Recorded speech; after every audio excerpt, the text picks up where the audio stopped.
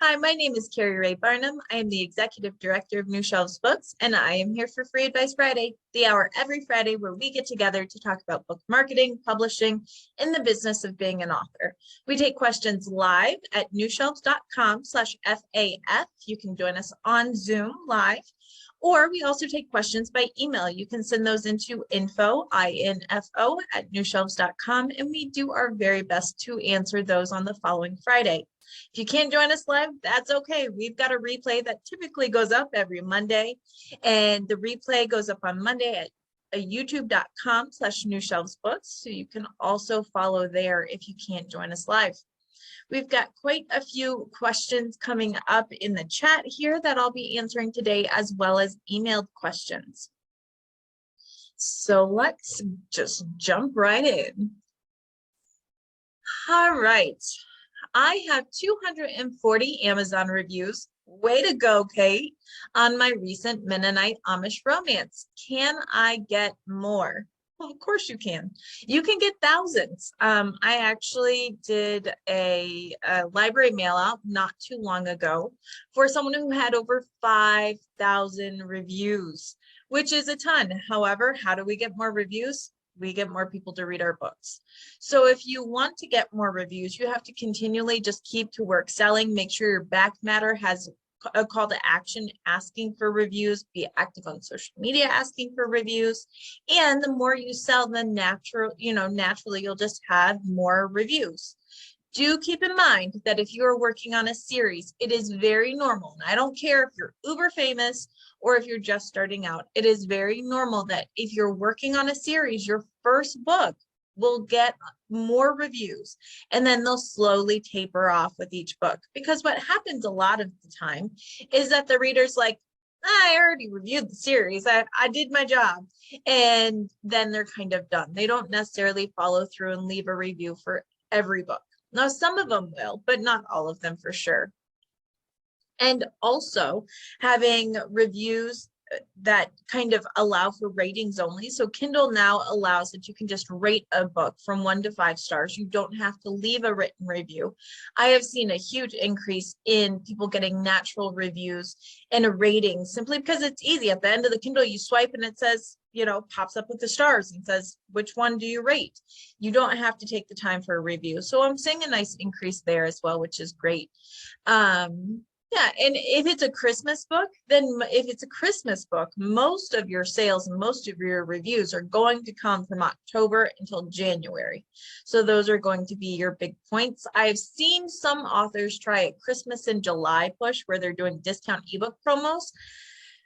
It ups it a little bit, but I haven't seen any huge or major success there. It gets the book out at other times other than Christmas, but I'm not sure how much it actually pays off. It might increase your reviews though.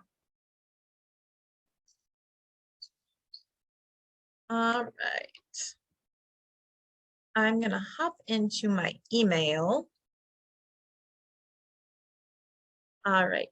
A question about KDP Select. We have talked about KDP Select quite a bit recently, and that is the exclusive with Kindle or exclusive with Amazon for your ebook, where your ebook is then placed in Kindle Unlimited. It's a bit like Netflix for books, but it does mean that you're exclusive on your ebook only for Amazon. And so Jenna had a question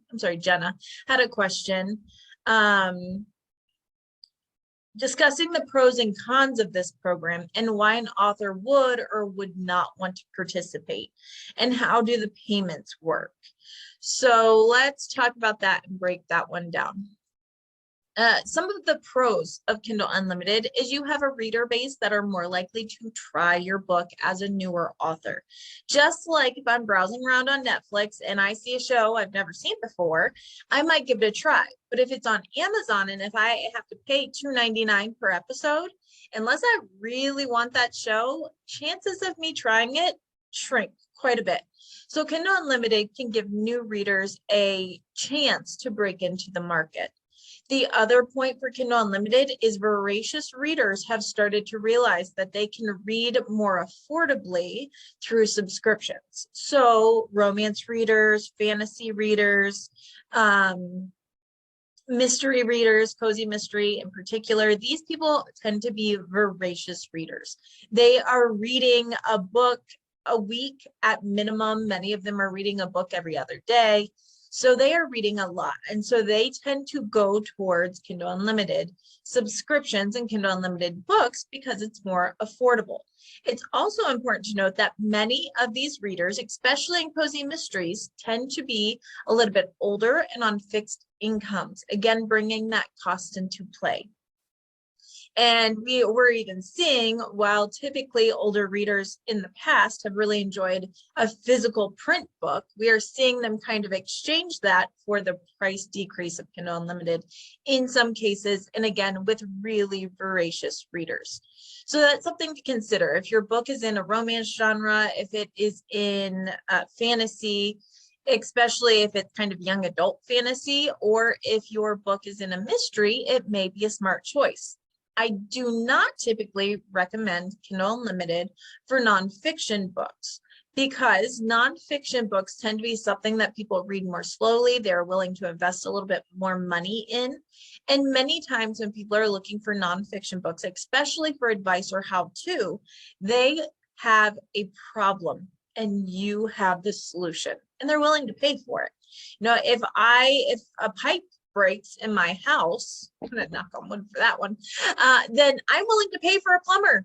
That they could pretty much charge me whatever, and I'd be like, just come fix it, please. So there is kind of that supply and demand nature there. The other things that you may not want to put your book in Kindle Unlimited in is if you do standalones, especially if you're a bit of a slow writer. If your book is, you know, you've got a standalone and you're only writing a book every 1 or 2 years, you may not want to do that. Thrillers, true thrillers tend to come out more slowly and more spaced out, and thriller readers often are going for those high profile names, but they're paying $14.99 for a Kindle. So they are kind of conditioned to spend a little bit more money and not to go through subscriptions. So we could certainly, you know, debate the merits for every single genre, but those are the basics that I'd be looking at. Does your genre do well in Kindle Unlimited? If so, if that's where your readers are, you've got to go where your readers are if you want to have big sales. Or you don't have to, but it certainly helps, especially as a debut or new author who's trying to get your name out there. Now, as far as payments, you do get paid per page read. So by the page read, I believe on average it's someone correct me if I'm wrong, but on average, not always, it changes by the month, depending on how many people pay into the subscription services, how many pages are read, it's divided out, they math, which is super hard. But on the average, I believe you get paid it's either 0.04 or 0.004. It's 0.004, I think, cents. I did say that. You're not getting paid a lot per page read. However, you get large quantities. I have an author right now. We launched 6 books in a series last year, and he is currently getting anywhere from 10 to 18,000 page reads a day on that series. So that's a lot of page reads. Over the course of a month, he's averaging up over, it's actually growing steadily, but he's averaging over 200,000 page reads per month. And I think this month, he will absolutely break 300,000. So that's actually making a tidy profit for him as it's coming in because of the quantity. And he would not have that quantity, I don't believe, if his book wasn't in Kindle Unlimited based on the genre. Now, with that said, he also can sell his book, the ebook, directly on Amazon. So when we're looking at a book that is on Kindle Unlimited, it will say it's free to read on Kindle Unlimited, or you can pay $3.99 and just buy the book. So if I'm not on Kindle Unlimited, I can still buy the ebook, but only on Amazon, because again, it's an Amazon exclusive. And he's getting anywhere from 5 to 15 ebooks sold per day that way. And because he's over the $2.99 price, he's making that 70% royalty. So you have both options when you're on Kindle Unlimited. For the reader, they can read on Kindle Unlimited or outright purchase. And that's how the royalty and the payout works. Hopefully that makes sense and I didn't just confuse you more, but it is one of those systems where you are giving up a little bit to see what you can make out of it. There are times where I tell people, hey, try Kindle Unlimited, try Kindle Select for 90 days. Try it for 6 months. See if it's good for your market. And if it's not bringing you much, it's a 90-day exclusive. After that, you can opt out and you can go wide. So you do have options to expand afterwards if you wish. Okay, the next question. I'd like to know your opinion on best pricing for young adult fiction ebooks, if you have an opinion on that. Oh, come on, we know I have an opinion on everything. I've heard many ideas on the subject. As with many books, when we're looking at pricing, it's important to see what is working in the market, what is selling currently, and what is coming out. And we need to look at the big houses as well as indie comps. It's really important because the main trade market, HarperCollins, is going to price their books higher than we are because they have a big business and they have price to demand, and that's what they're going to do. And if no one buys the book, then no one buys the book. They are more likely to buy paperback and hardcovers because the ebooks are so high. But when we look at indies, they typically are priced less. And so we have to pay attention to that. If we don't have a big name, if we don't have a huge following, we may have to have a lower price just to reach the market. Now, with that though, we again always want to price within a range. And so for young adult fiction in particular, it depends on the genre. Young adult romance tends to be very inexpensive. It tends to be young adult romance on Amazon specifically tends to be on Kindle Unlimited, and it tends to be priced anywhere from $1.99 to $3.99, unless it's a big name, in which case you're going to see prices up towards $7.99 to $12.99 usually. Now, if we are talking about young adult fantasy, those books typically are big. There is a lot of content there, and I see pricing most of the time closer to the $3.99, $4.99 mark for indies, and then higher, again, more towards the $9.99, $12.99 mark for traditional houses.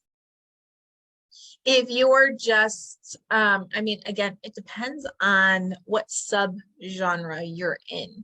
So go do your research, go look and see what's selling, because a higher price doesn't matter if we're not selling the book. I'm going to do math, so I'm picking up my phone. Laugh if you need to, because we know that I'm not going to do math in my head. Although I did math in my head the other day and someone was impressed. I was also impressed, but then I made them check me to make sure I wasn't wrong. All right, so if I have an ebook that is priced at $7.99 and I sell 50 copies, then I'm going to make $399.50. But if I have an ebook that's priced at $3.99, if I have an ebook that's priced at $3.99 and I sell, let's say I sell triple that, rather than 50 copies, I sell 150 copies because of how much less it was. Then I'm making $598.50. So because of my pricing strategy, I will sell more, or maybe I'll sell more, depends on the market. If I sell more though, then I am making more profit in the end. It's a numbers game. It's something that's as old as time with business. It's why Walmart does so well. Walmart has cheaper prices than a higher end department store. However, they also sell more quantity. So who's making more money? Well, I don't think Walmart's hurting. So it depends on your pricing strategy in your genre. And it also depends if that lower price sells the book or not. I will also say, in the same vein, you can underprice your book, which devalues it. If your book is priced too low, there are people who will go, it must not be very good. I was actually just talking to a client, Sue, about this yesterday, because I was like, we increased the price of one of your books by $1 from $2.99 to $3.99. We increased the book $1 and her sales almost doubled outright for the ebook. And that tells me we were creating a situation where her book was devalued because it was just $1 too little. So we needed to play with that pricing strategy. And so, I think that's definitely where it is that you have to make sure that you don't devalue. Now, keep in mind too, especially if your ebook prices, change them, try them, put it up at a price, try some marketing strategies. If it's not moving, change your price. If you feel like it's too low, bring it up. If it's too high, bring it down. Try different pricing strategies until you land on that sweet spot.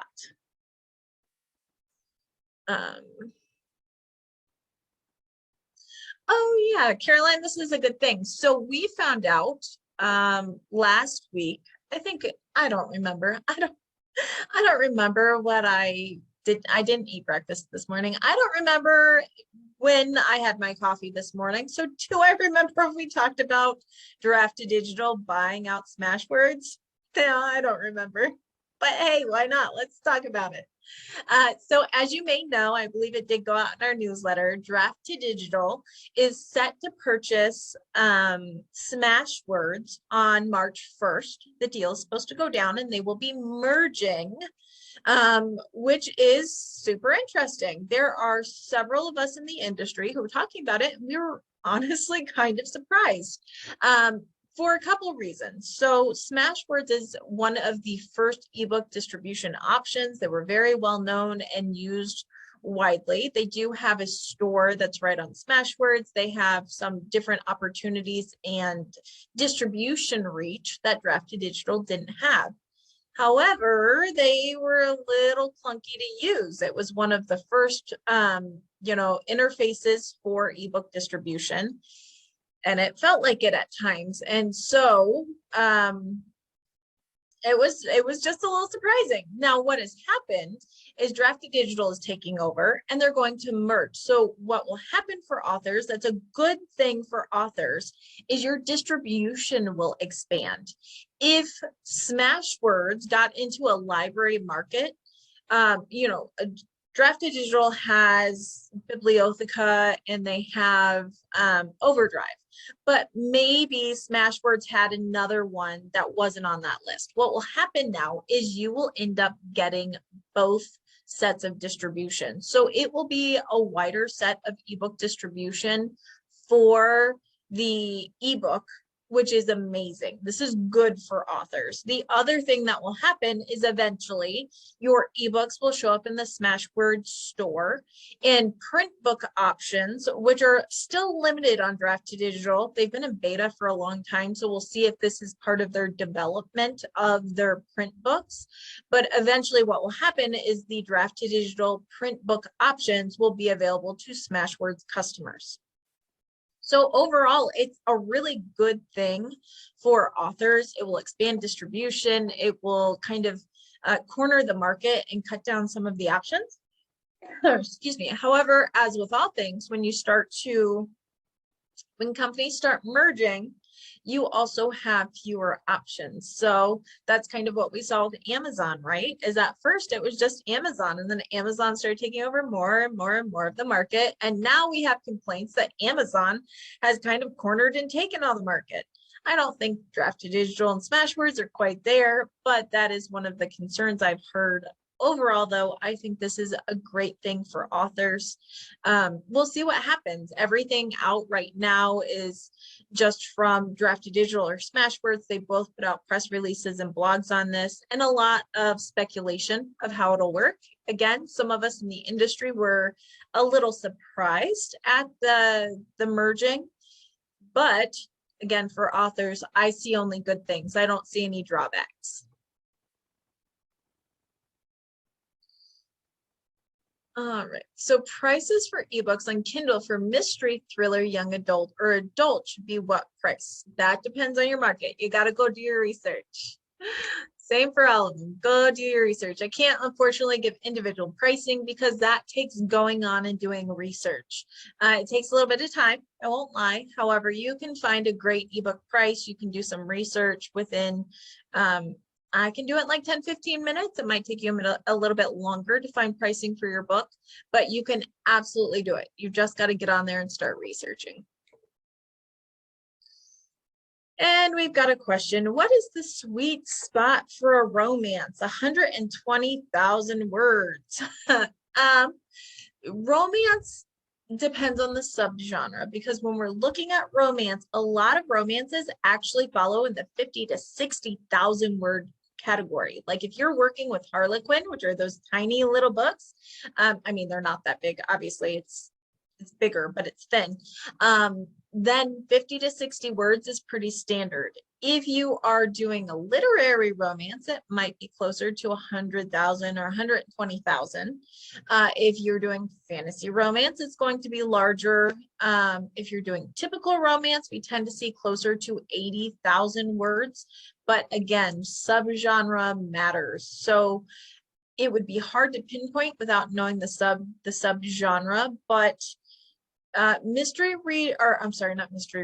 romance readers, if it's just straight romance, I would be typically more in the 80 to 100,000 range. 120,000 words is a bit hefty for a standalone romance. And that, trends are always changing. And it also depends, does this author have a readership in play already?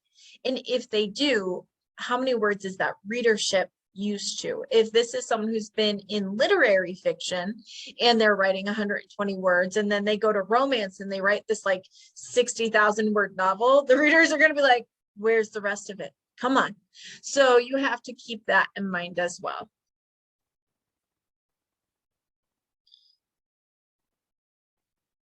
All right. Oops. All right, I had a question from Nancy today because she was talking to a buyer over at Barnes and Noble.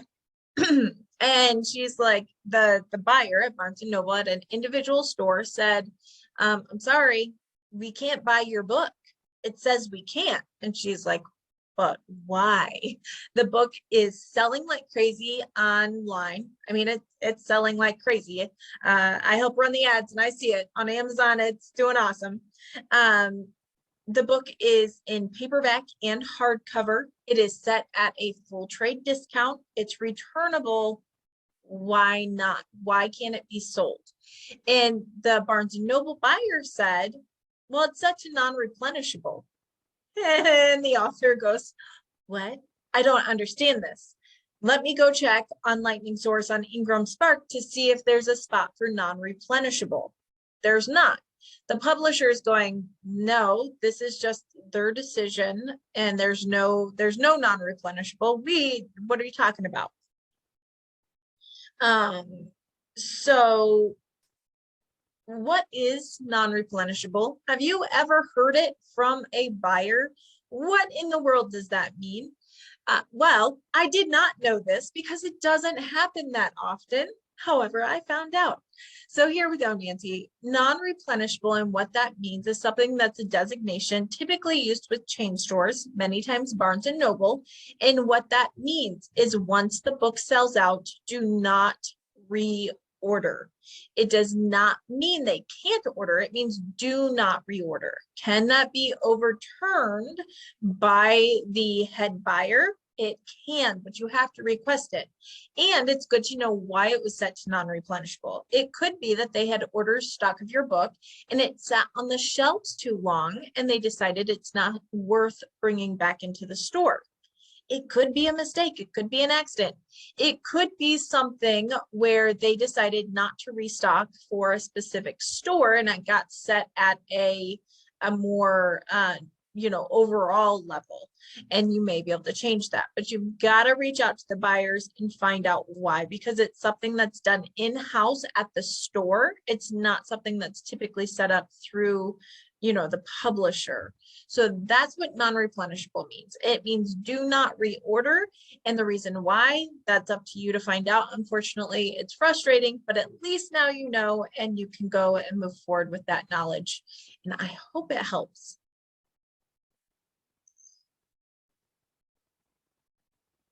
All right. 3:37. 3:37. It's 10. It's 10 in the morning. All right. And I had a question. I'm going to summarize it because I had a question. I won't call you out in case you don't want to be called out, but I did have a question come in today with some discussion about how little authors get paid and how I feel about it, and if anyone's talking about it. So when we're looking at how authors get paid, it obviously really depends on how you choose to publish your book. If you go with a traditional publisher, an author is typically paid in advance, which, depending on your genre, and if you're a celebrity or if you're starting out, it can be anywhere from $1,000 to $3,000 all the way up to six figures. Depends on how much the industry wants your books, how many people want your books. Is there a bidding war going on? And also how credible you are. Have you built up an audience? Are you a celebrity? Celebrities get paid big simply because they have big audiences. So there's an advance, and then after the advance, you get a royalty. But first you have to sell out your advance. So you get paid at that royalty rate until, well, let me back up. I didn't say that well. You get the advance pays out, meaning every time a book sells, the amount of royalty you would get goes against the advance. So if you made $1,000, and I'm going to make math easy for myself, these are not real numbers. If you had $1,000 advance and your royalty gives you $1 per book, you will not make any additional royalties until the first $1,000 books are sold, because you have to pay out that $1,000 advance. After the $1,000 advance is paid out, then what happens is every time a book sells, you make $1. So if you sell another 1,000 books, you make another $1,000. Great, right? However, if you don't earn out your advance, you never see a cent more. So that is something to kind of consider. That is how a traditional publishing deal works. And it's also important to note that if you are working with an agent, your agent typically gets a percentage of your royalty. So if you're working with an agent and they have a 15% cut, then every time you make $1, they're going to take 15 cents because that's their pay. That's how they get paid out. So yeah, it is something that you get paid very little for per unit, which is why you hope to sell lots of units. If you're selling 1 million copies, well, then you're not getting paid a lot per book, but you are making a lot in quantity. And then if you have a follow-up book, if you sell 1 million copies of a book and you've got a follow-up in a series or something like that, your advance is going to be more the next time. You have more negotiating power. So it is something that you can leverage over time. So that's traditional publishing, and that's one avenue. But then when we look at hybrid publishing, and we're going to talk true hybrid, not assisted, we're going to talk pay-to-play publishing, let's call it that. In this scenario, you are paying a company to produce and publish your book. You're just paying them to do it. And then what happens is there's no advance because you are paying them. However, it's typically still being published by them, and you are still getting a royalty per sale. They are taking their cut as well. The royalty amount depends on what you negotiate.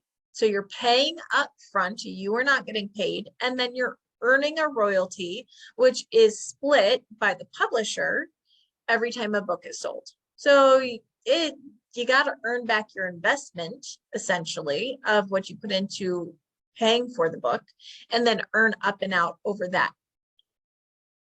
Then there's hybrid publishing or small press. And small press may say, we're not going to charge you anything to create your book, but we're also not able to offer you an advance.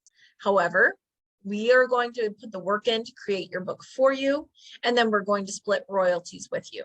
So that's another option where you're really partnering together for this book.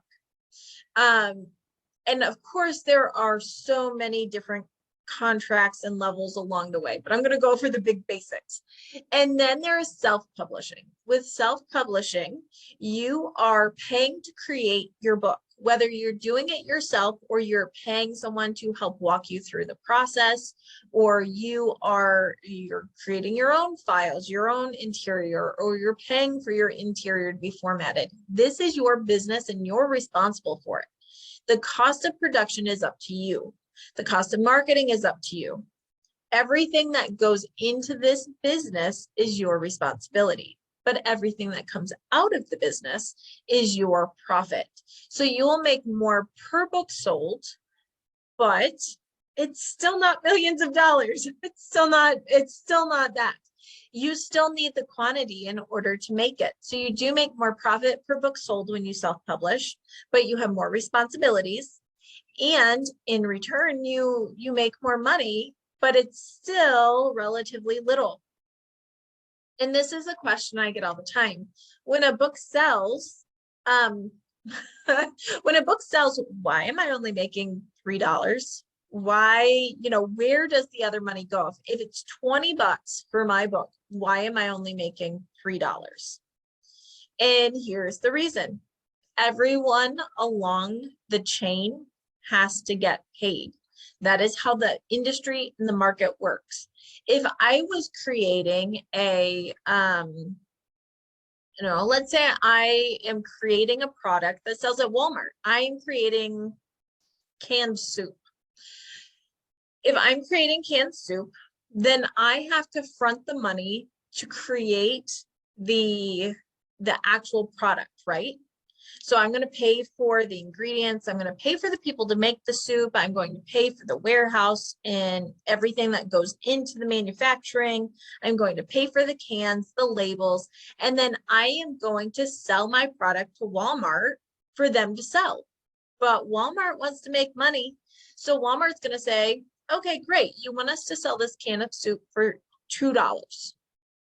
Okay, so you've got to sell us that can of soup for $1. Because we want to make $1 per can.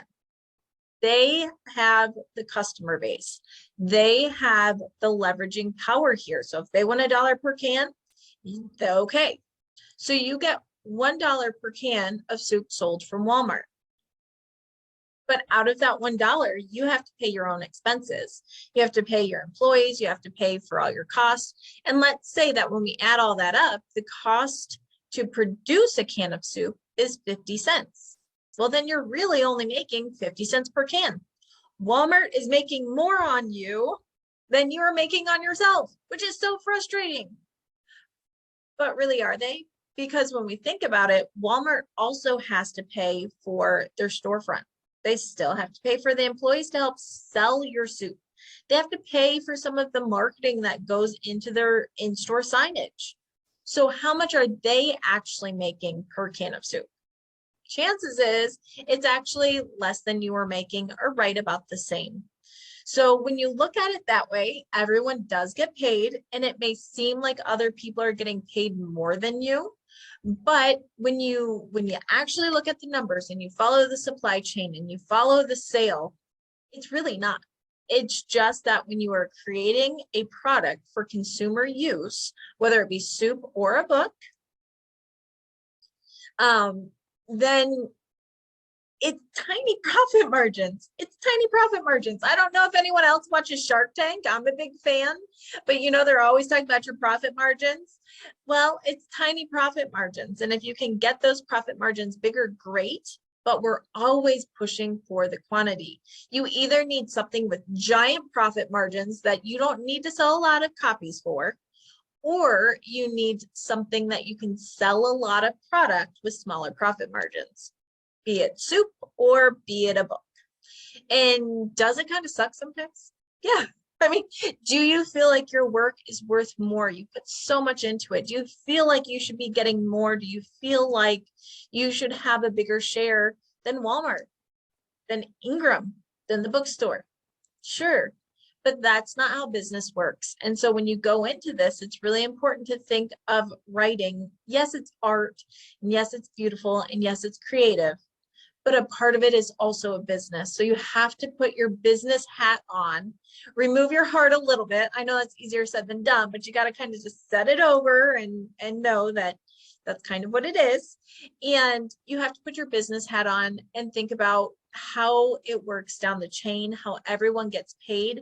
And think too, if they weren't getting paid, would they still be in business helping you make your product, helping you sell your product? No, they would stop selling books. So it's just one of those things that you really have to think about. Mike, I'm going to be a snob here. I don't make or eat canned soup.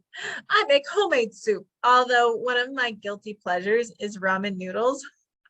My kids know that if I'm sick or if they stay home from school sick, we're going to have ramen noodles because I have a stash in the back of the pantry.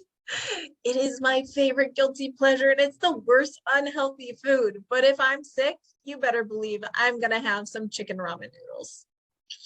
And yes, the book is just a catalyst for larger opportunities like speaking and other ideas and revenue streams. That is correct. Especially if you're nonfiction, if you're a nonfiction author, it is the catalyst for speaking opportunities, for classes, for webinars, for merchandise, for clients. That is what it's for. Now, if you're a fiction author, there's some of that as well. However, fiction authors don't have to do that if they can pump out a lot of content, if they can pump out a lot of books. My client, for instance, he had 6 books last year, and he's making some nice royalties. If he can double that as he grows and then add 6 more books on, it can actually bring in a tidy profit, and he might be able to quit his day job. So you do have to have a strategy though.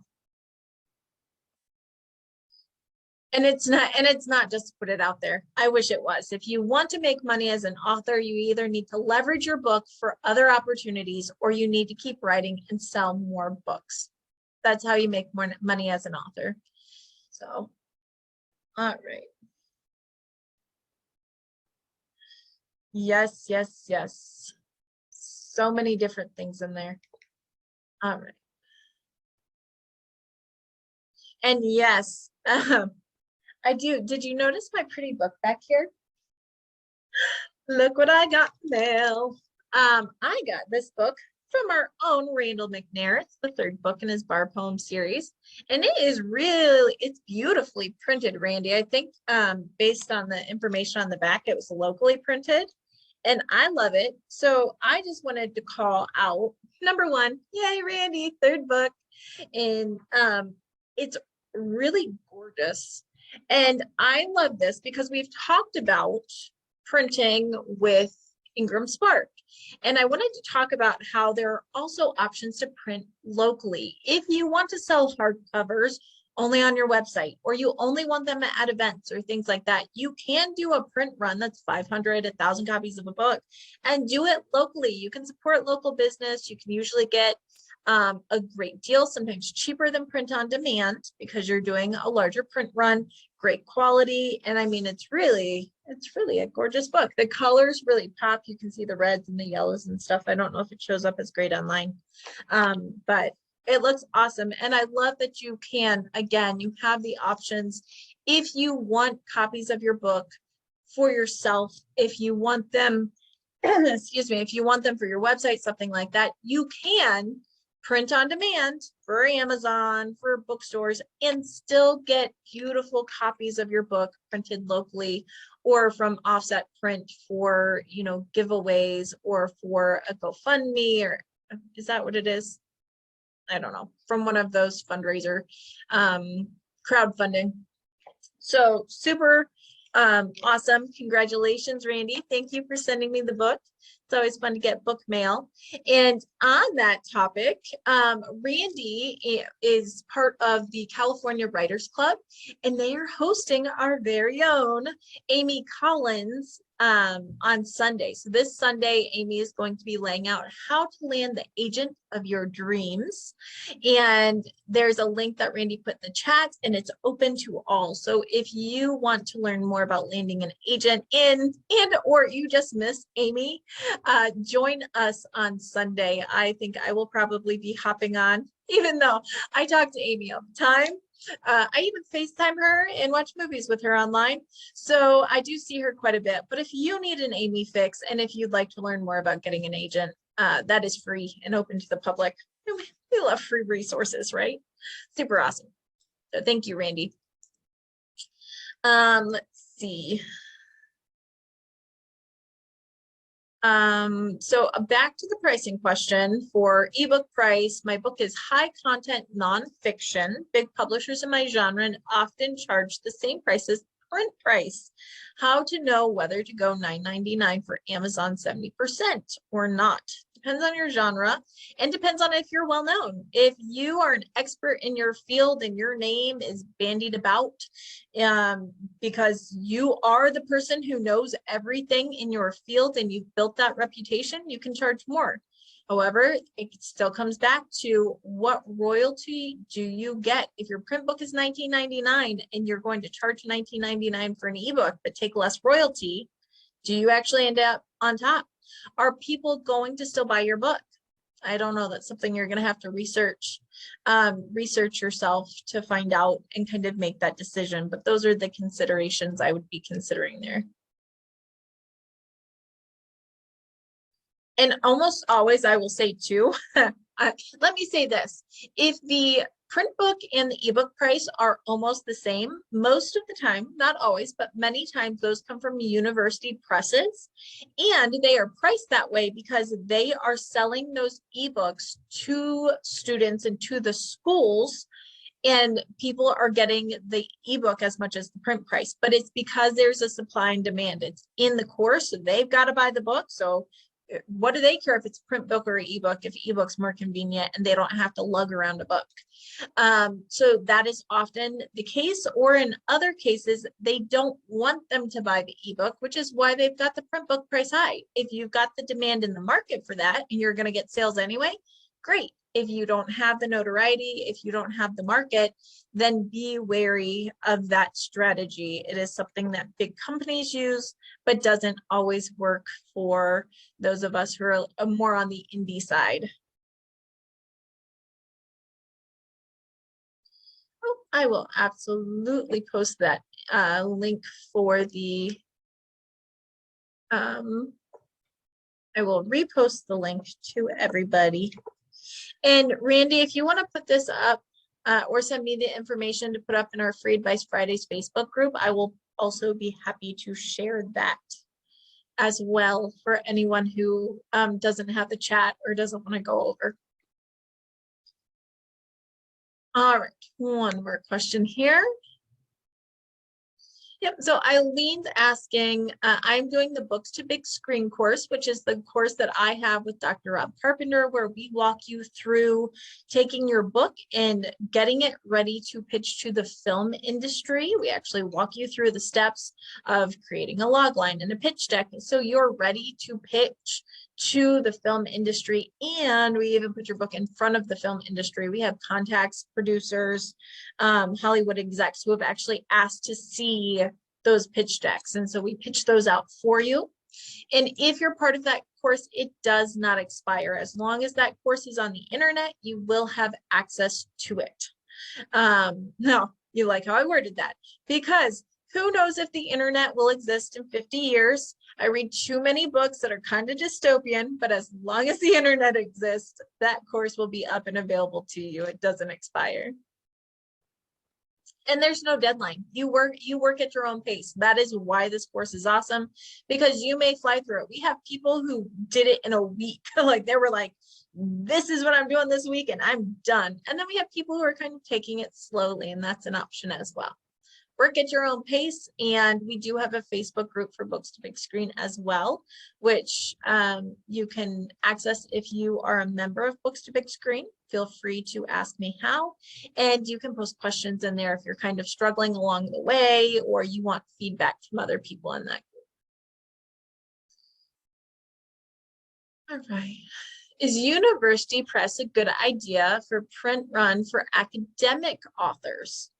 University Press for academic authors can be good because that University Press, and now keep in mind, University Press is usually one of those things that you still have to pitch. I mean, it's a publisher. You may need an agent. You may be able to pitch them directly, but you still have to pitch them if they take the book, if their editorial team decides to take the book. What can be great for academic authors is that those university presses usually have an in with the libraries and with colleges. So if it's a book that can really be used for teaching and training, it may get into those course syllabi. I don't know. It may get into courses and libraries easier. So it may be a good idea for your academic authors. Again, with notoriety certainly helps in that sort of thing.